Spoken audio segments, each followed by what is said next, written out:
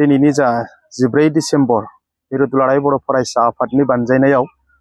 मिरु रोंगौथि सायख' आनजाद लोगोसे बाक्सा जिल्ला दुलाराय बर' फरायसा आफादनि बानजायनायाव आनजायसा रोंगौथि सायख' आनजाद बे आनजादा दिनै जागायबाय आरो बे आनजादनि दिनैनि बे गोथार सानाव बयनिसिमबो आङो बाक्सा जिल्ला दुलाराय बर' फरायसा आफादनि जानानै गाहाम हामलायनायखौ बावहरग्रोनाय जाबाय। दिनै जि नैबे टेलेन्ट सार्च एग्जामिनेशन बोर्ड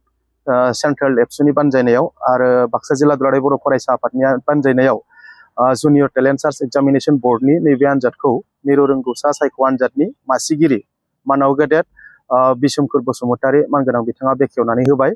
आरो जोङो जोबोद गोजोननाय मोनदों बे आनजादखौ खुंनायनि गेजेरजों। खारन बे आनजादखौ बेनि थाखायनो खुंनाय जादों जाहाथे जे मेट्रिकआव जिरायनो गोनां जिखिनि फरायसाफोर नैबे फरायसा बिथांमोना जाहाथे आनजादनि थाखाय थियारि जायो आरो नैबे दिनैनि नैबे आथिखालनि मुगायाव कम्पिटिटिभ एग्जामनि थाखाय गावबा गावनि जिखिनि रोंगौथि बेजों नैबे फरायसाफोरा जाहाथे साखाफारा जानो हायो। दा बेखौ नोजोर बोनानैनो दुलाराय बर' फरायसा आफादा नैबे आनजादखौ जोङो खुंनाय जादों। जोबोद गोजोननाय मोनदों। नैबे बाक्सा जिल्ला दुलाराय बर' फरायसा आफादनि सिङाव क्लास 9 आरो 10 गासै 2035 जन फरायसाफोरा बाहागो लानो हादों, बिथांमोना एप्लाइ खालामदों आरो क्लास 7 आरो 8 थामहिनबा मिरु आनजायसा सायख'थि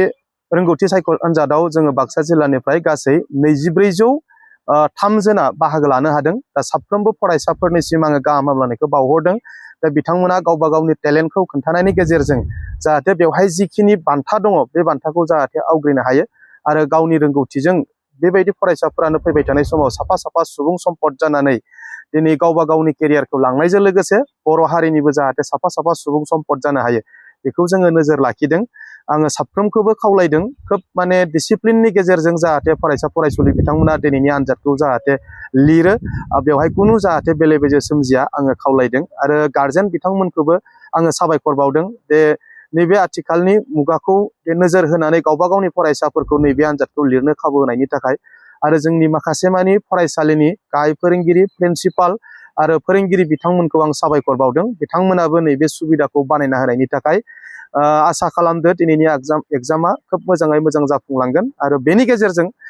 जोङो सानसेब्लाबो बर' फरायसाफोरखौ इयुन समाव गावनि केरियारखौ साक्सेस खालामनायजों लोगोसे साफा साफा सुबुं सम्पदखौ नैबे आनजादनि गेजेरजोंबो जों सानसे समाव मोनगोन बेखौ जों आसा खालामनो हायो।